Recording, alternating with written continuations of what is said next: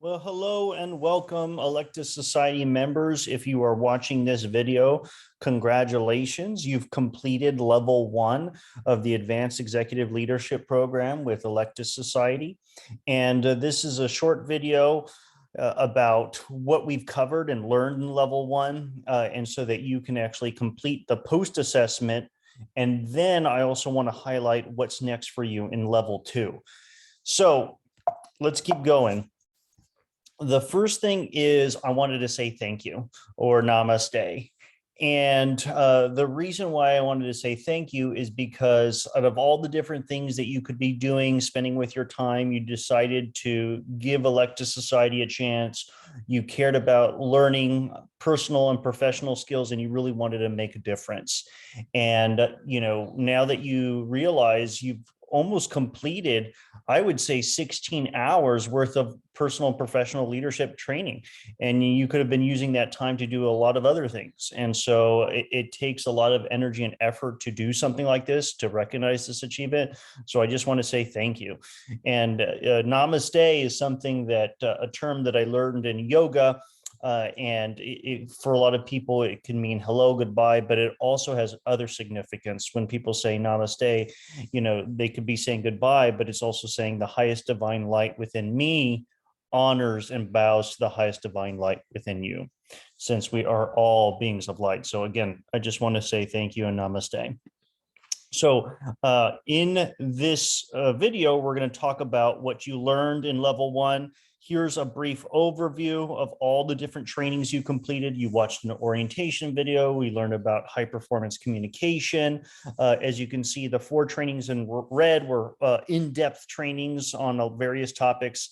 And then we had Teas with Tim, which were just more of topics and discussions with videos, talking about purpose, passion, and belief, listening, persuasion, and influence, vision, goals, implementing goals, and humility and openness to criticism. As well as you learn about secrets, how to get active and engaged members, the biggest challenge leaders face, and secrets to getting your dream job or internship. So in the orientation video, in one slide, you learn our mission: create the most powerful and influential leaders to serve. That's what Electus Society is all about. Why did we even create Electus Society? Because there was a lot of problems. We needed solutions to them. One is we needed a step-by-step guide for elected leaders. There isn't something that is as comprehensive, in my opinion, based on my college experience, which is why I wanted to create this.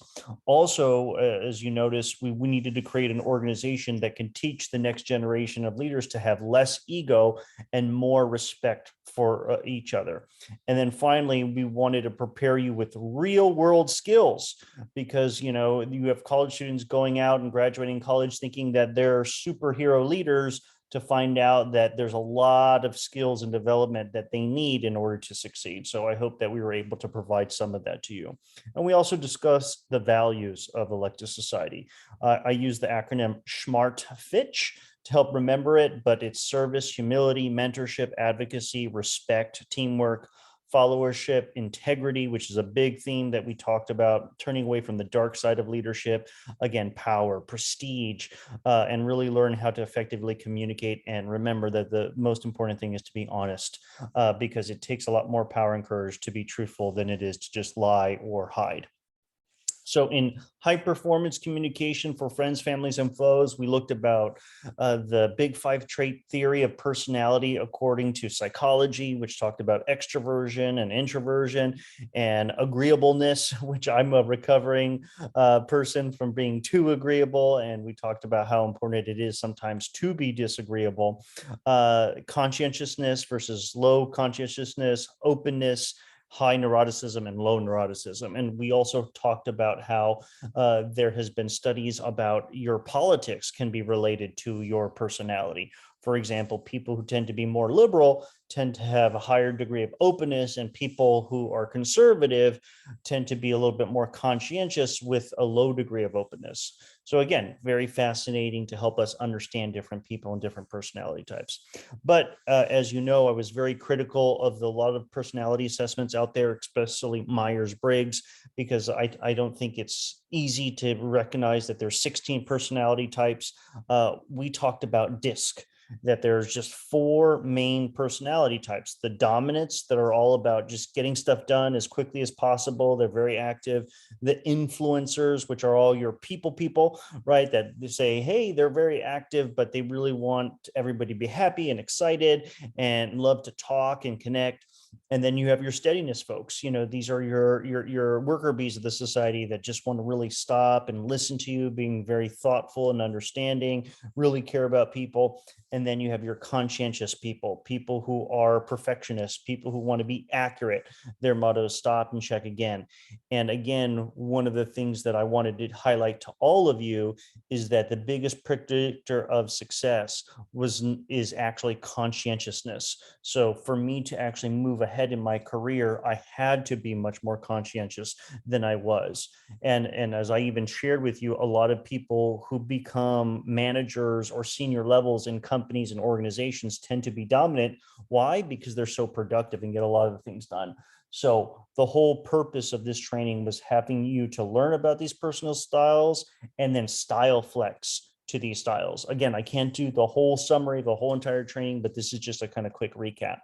But now that you have a new lens in which to view people and see people, now do you only want to hire people who are conscientious? No, not necessarily. But you do want to hire people that are humble, right? That they have keep their ego at the door, people who are hungry and tenacious and want to achieve and are really good at dealing with people, right? People smart. Again, and then if they can be very conscientious when they need to, that's your perfect team member. And then when it comes to management of teams, you really have to build trust, have conflict, but make it constructive conflict and get commitments from people, hold them accountable, and always focus on the results. All right. For purpose, passion, and belief, I showed you different videos from Jack Canfield and Mike Rowe. So Jack Canfield says, you're born with an inner compass that guides you on whether or not you are on a path of your true purpose. And then Mike Rowe had an opposite take where it's like, you may have a dream, don't just follow your passion, but you don't possess the skills and ability to make that dream a reality. It's called the skills gap. And so I wanted to always provide you different perspectives of people about following your purpose and your passion versus what other different individuals and perspectives are. And so what we define your purpose is discovering your skills and your talents and abilities, and then combining it with serving people and the things that you love. That's you following your purpose. And I also showed you some videos from The Matrix, how Neo was misled on purpose by the Oracle so he could discover and believe in himself. And The Dark Knight Rises, that Batman movie, where he escaped the cave and he tried several times and couldn't do it. And he finally got advice that the leap of freedom, it's just not about strength. It's a survival of the spirit and it's the soul. And then we talked about the 12 steps of the Alcoholics Anonymous. So, one of the most successful programs to help overcome addiction, which is probably one of the hardest things that anybody could ever face and deal with. Well, how do they actually are able to do that? Is that embedded in their program is that you must believe in a power greater than yourself. And you get to define whatever that higher power is. And we talked about all the different cultures, religions that talk about that higher power, and whether you're an atheist or agnostic or whatever it is, if you want to be successful, if you want to accomplish amazing things that you've never done before, then you must tap into that power. Call it your gut, call it your instinct, call it your consciousness, call it your higher self, your I am presence, whatever you want it to call it, your God, Holy Spirit, it doesn't matter. It is something deep inside of you that you can channel in and accomplish amazing things. The next thing is secrets to active and engaged members and attendees. So again, we talked about the reasons why people join organizations: to find a community, to have friendships, really to enhance their job or their resume. And if you want to gain members at your welcome events, your open houses, your secret is to actually become best friends with your different group and members and attendees. The why is because the moment that you can find similarities, you become closer and feel more connected. How can you do that? Well, it starts by you being vulnerable, learning how to share stories about your life that are interesting and entertaining so people will enjoy learning about you. It's being authentic, not faking it. You could actually have somebody who has a completely opposite interest as you, and you can still find it fascinating, be so authentic to say, wow, I have no interest in that for myself, but I really need to learn about you and why you're so interested in that. Maybe you could change my mind, and allow them to share from their own experience. Ask open-ended questions, ask them for their stories, and then of course, don't judge them. And then when you want to gain new members, you have to pitch to people, whether it's email, whether it's talking to them in person. It's these 6 things that you need to remember: who you are, what you're about, why are you speaking with them, right? To recruit or find new executive board members or members of a committee or whatever it might be. And then all the benefits to joining that organization, and say that you can't guarantee that they'll get a position, but they can apply for it, so that they have to know that you're not just giving away, you're not begging them, but you want them to earn it. And that say, the 6th step is asking them, are you interested in learning more about this position? Because again, most people won't make a decision right away. And then I talked about the recruitment formula. So there is a formula. If you want to recruit a person for your group, you need to talk and connect with at least 8 people, do your pitch, so that 2 of them finally make it through and fill out an application and want to be part of your organization or whatever it may be. And then you want to interview them, and maybe you'll have one of those 2 people would be the perfect fit. Now, you can change that formula if you're really good at influencing and persuading people to join, but at least now it gives you a basis. If you need to recruit 30 people, well, what's 30 times 8? That's how many people that you and your organization needs to speak with in order to recruit that many people. And then when it comes to keeping them active and engaged, have high expectations. Make your team members commit verbally and in writing on what they're supposed to do. Less conflict makes your life so much easier. And because I've managed so many different people, again, I wanted to teach you all about management and stewardship delegation. And there's 5 key things to remember when you're going to delegate something to somebody. Focus on the results, give them guidelines, not too much, otherwise it's micromanagement. Give them the resources in order to do it, hold them accountable, and let them know the consequences if that task is not completed, whether it's good or bad. And I gave you a mnemonic device. Rappers give rhymes, attitude, and color, so you can remember stewardship delegation. And then when you want people or your team members to do something for you, for your organization, it's always important to give them the reason why. Hey, I'm asking you to do this because X, Y, and Z. I even gave that example of the copy machine, right? Where they actually did a study and says, you can actually cut the line and in front of the people from, a low percentage to almost 96% if you just give them a reason why you really need to cut and make them a copy. So these are just techniques on influence and persuasion and management, because most managers just say, do what I tell you to do because I'm your manager. That is not an effective way to manage people. And then the last thing, it has to do with transitioning people out of a role. Sometimes you're going to have low performers. And so there's really a 4-step process. So you have high expectations, you tell them exactly what they need to do, it's in writing, then they screw up. So that's when you start off with empathy. You have to have a conversation with them. Hey, this was the expectation, what happened? And people will give all the reasons on why they couldn't do what they were supposed to do. And so you have a heart-to-heart conversation, or, well, what can you do to make it better, to make sure that we move forward, that we hold those expectations, have them come to a solution, make them commit to it again. And chances are it will improve. But guess what? If they mess up again, now you've already given them a verbal warning. Now you need to actually have another conversation like, listen, we already talked about this. This is the second time we're talking about this issue. Listen, if this is going to happen again, there are going to be consequences, because we can't keep doing this. Maybe you either need to step down from the role, you need to do something, but this can't be happening. They'll apologize, try to improve. And then if it happens again, you send them a written warning. Okay, I've warned you. We've talked about this twice already. If this happens again, you need to be dismissed from the role. You could CC your advisor. And then if it happens again, then you can just notify them that, hey, listen, with all these different chances, this is not going to work out. You've been removed from the role. And this is one way to really sidestep all the impeachment and other issues. The reason why impeachments happen is because people don't feel that they've had an opportunity to improve. Even though you've communicated your expectations, people don't feel as if, that they've been given a chance, because people can listen to what they believe is the truth. And so you do these 4 different things so that there's no ambiguity. And from my experience of hiring and firing so many people, this method, 9 times out of 10 people are going to step up to the plate and improve. And that other 10% that refuses, yes, you may have to dismiss them, but they're not going to be upset because they realize that you gave them so many chances to improve. The next was listening, persuasion, and influence. So we showed a video from the Big Bang Theory about active listening versus passive listening, right? Actually responding to them, engaging with them. And then I showed you a video from Jordan Peterson who talked all about communication. Avoid destructive communication, trying to make yourself right, the other person wrong. You're so focused on impressing them that you're not even listening to them. You're just trying to think of what you want to say next.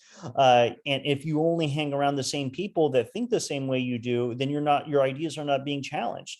So you need to surround yourself by people and different ideas, and don't just say mean things to cause people pain, and avoid straw man arguments, right? Nitpicking what they're saying just so that you can actually feel superior or win an argument when that's not what they're really talking about.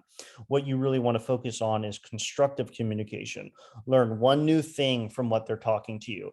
If people are not really good at persuasion and influence or talking, then once they're making their opinion or their point, why don't you make their argument for them even stronger, so that you can clarify I think what you're really trying to say is this. Yes, that's exactly what I'm saying. That's a really constructive communication, because you're both better off after result of having this communication than you were alone. And then just do the listening game challenge, right? The highest level of listening is summarizing what that other person is saying in terms of the ideas, the feelings they've expressed, and then asking them, is that correct? Do I understand you? And only when they really understand and they say, yes, that's exactly what I'm saying, can you actually have the moment to make your point. If you actually implemented this in all your fights with your loved ones, it will be a game changer, and you will, I'm telling you, resolve fights within minutes. So, and then we also saw a video from Trevor Noah about how to win and by avoiding arguments. So they provided some tips. Circle back when you're calm, because when you're angry, frustrated, it's not going to be a productive conversation. Take deep breaths. Slow down. If you feel emotions coming up, you will be much better at actually having a good discussion. Use humor, levity to connect with people. Don't demonize them. Just assume that you're ignorant. Please educate me. Use the Socratic method. You believe this. Well, what about this? And just be curious.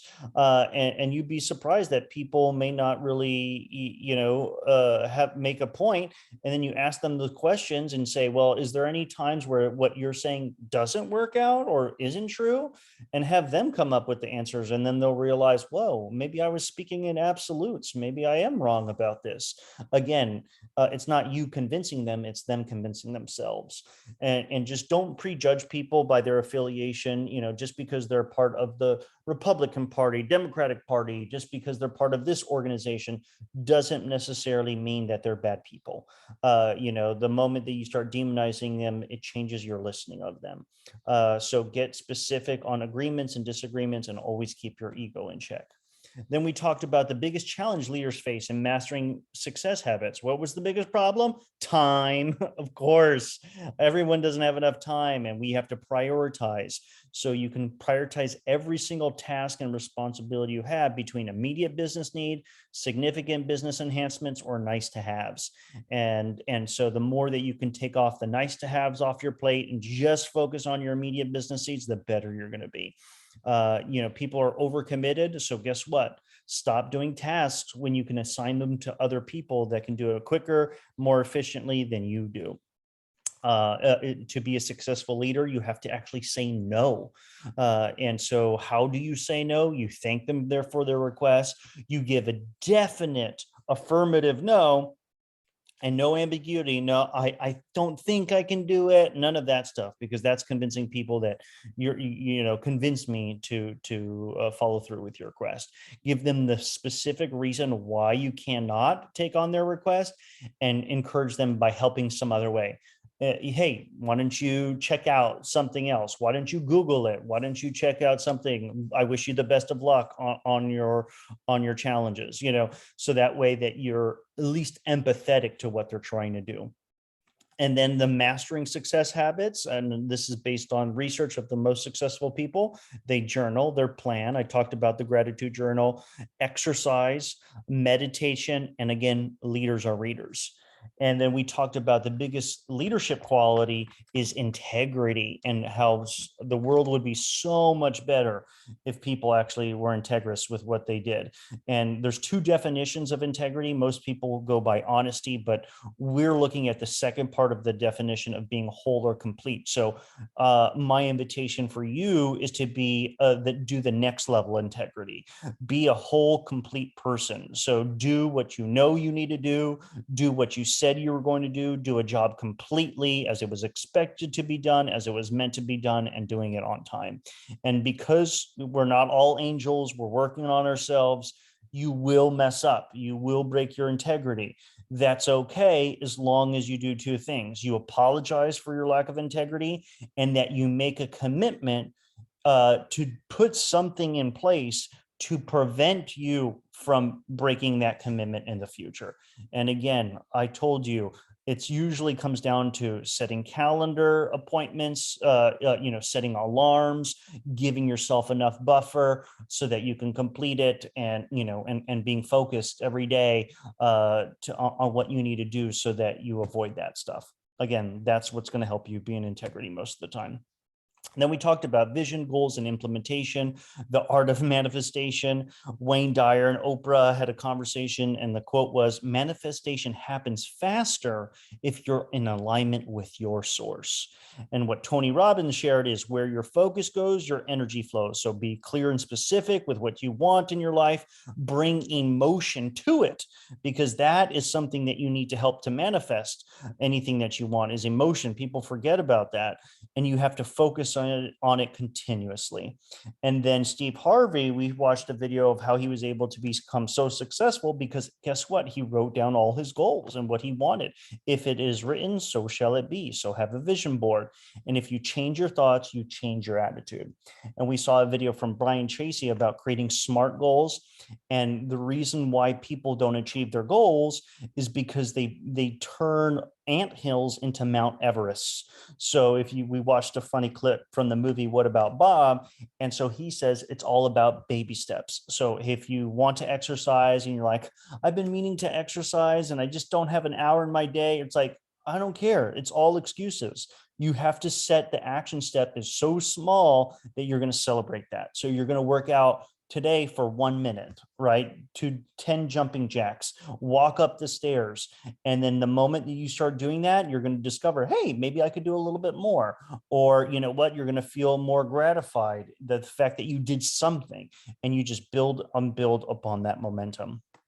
And then we did a training called Secrets to Get Your Dream Job or Internship. So we talked about 11 principles to really know yourself, know the organization and position you're applying for. The secret is to really match the job description with your cover letter and resume, because they're looking for the answers, the perfect person, and they're going to choose the person that most matches up to what they're looking for. Always prepare and do mock interviewing, so that when you go in there, when it's asking a question, oh, show me your experience where you've had to actually communicate with difficult people. Well, guess what? You've practiced that so much that that question's like asking you, what's your name? You know what your name is. It's Tim Duffy. It's so easy. So you're going to come off more confident and polished. Look professional, don't stink. People are sensitive with that. Bring up backup documentation, copies of your resume, visualize a successful interview, and meditate and breathe to calm your nerves, to relax prior to your interview. Be prompt, always show up 15 minutes early if it's a in-person interview, but if it's virtual, again, be prepared, set alarms, jump in several minutes, be ready to log into your Zoom call or whatever it is 5 minutes before, and then jump in 1 or 2 minutes right before that meeting so that if anything happens, you're there and prompt and on time. Use positive body language, verbal language, send thank you letters and emails. Mostly it's emails now. It can be 1 or 2 sentences. You don't have to send something really, really long. And always evaluate how you did in the interview, how you could do better. And then finally, our last training was humility and openness to criticism. We talked about humility is the freedom of pride or arrogance, an exaggerated sense of one's abilities. And the benefits of being humble is you could actually be wrong. Oftentimes the information you've been told, you've been lied to. So people tell you lies just for simplicity, because the world is a lot more complex than we really realize. Sometimes people lie to you because they want to personally gain from something. And there's also propaganda. It's very tough to listen to the news and know that we're constantly being bombarded with people's agendas, and there's the ability to mislead and hide and obfuscate what's really going on. Right. So, I showed you a video based on Noam Chomsky about the power of how, different corporate interests and people in powerful positions, they censor themselves because they know that they don't want to talk or speak bad or speak the truth about people or individuals in power, because guess what? Then they won't have the access. They won't have access to the money. Their job could be on the line. So, you can't expect people to be honest and truthful if their salary depends upon it. And so again, I'm arming you all so that you can actually see through the lies, see through this, and basically also being humble allows you to outsmart your adversaries. Just be open-minded, ask questions, and don't come in and act as if you have all the knowledge, because you can always learn. And so leaders are known by their thoughts, by what they say, and their actions. That's most important, because people can talk a really good game, but you will know by what they do. And so we asked you all to do a SWOT analysis of yourself, and then ask 2 interviews of different people in your life to do a SWOT analysis of you as a leader, so that you can really discover what your blind spots are and things like that. And remember, if you want to become a powerful listener, right? If you want to change your perception and the way that you'll come across with different people, you have to discover how people listen to you. And people listen to you with all these different filters, right? Based on what you've said and what you've done. And so doing the SWOT analysis and interviewing people helps get you that insight. But what it also does is it allows you to clean that up. And now when you enter a room and when you start talking with people, and somebody that maybe you don't like, you've been frustrated with, why don't you remove all that past and choose who do you want to be in that situation? And once you declare who you want to be, how you want to listen, guess what? You can transform. You can be more influential. And people don't really teach you this in persuasion and influence. Usually it's like, let me figure out what to say. How could I say it differently? Let me, choose the right words. No, being persuasive and influential is about first entering a room and choosing who you want to be at that moment. And I gave that example from Never Split the Difference about the security guard who viewed the prisoners as violent. And so guess what? The moment that you viewed them as violent, there was going to be more violence, and the moment that the other security guards just view as if there was maybe some challenge that needs to be resolved, guess what? There would be less fights. So it was about who was going into that room. Their thoughts started to create what they were going to say, and then what their actions were going to be. And then also we talked about perspective, right? And that everybody has a different perspective. We all have different lenses. And, I shared with you that famous quote that, listen, I'm not responsible for how you interpreted my words. I'm only responsible for what I'm saying. And so I just invited everybody to just take 100% responsibility for your thoughts, what you say, and your actions.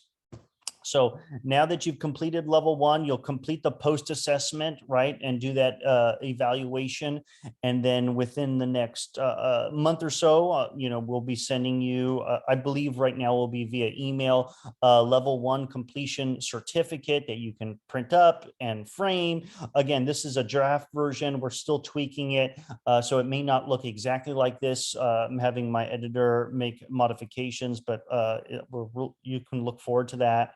And then here's something that's really fun. Not many people realize that we have a shop on the website where you can actually get t-shirts, mugs, a graduation medallion. Where there's also sweaters. You can get them in either white or black. I think it's just a kind of fun thing. Again, it's totally optional, up to you. Just an opportunity to share more people about how great of a leader you are, the type of community that you're part of, and educate them and show them who you are.